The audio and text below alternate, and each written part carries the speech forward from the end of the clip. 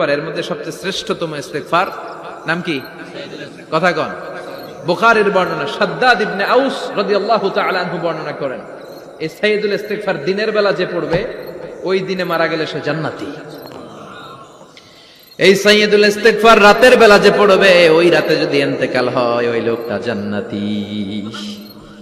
মুখস্থ আছে না? কার কার মুখস্থ হাত তুলেন। মাশাআল্লাহ, তাবারাকাল্লাহ, মাশাআল্লাহ, মাশাআল্লাহ। আর যাদের নাই তাদের হোমওয়ার্ক, তাদের আল্লাহুম্মা আনতা রাব্বি লা ইলাহা ইল্লা আনতা খালাকতানি ওয়া আনা আবদুক ওয়া আনা আলা আহদিকা ওয়া ওয়া'দিকা মাস্তাতা'তু আউযু বিকা মিন শাররি মা সানা'তু আবু'ু লাকা বিনি'মাতিকা আলাইয়া ওয়া আবু'ু লাকা বিযামবি ফাগফির লি ফাইন্নাহু লা ইয়াগফিরুদ যুনুবা ইল্লা আনতা। সুবহানাল্লাহ পড়। আজকে রাতে পড়ছেন, মারা গেলে জান্নাতি। চিল্লায় পড়েন না আল্লাহু আকবার।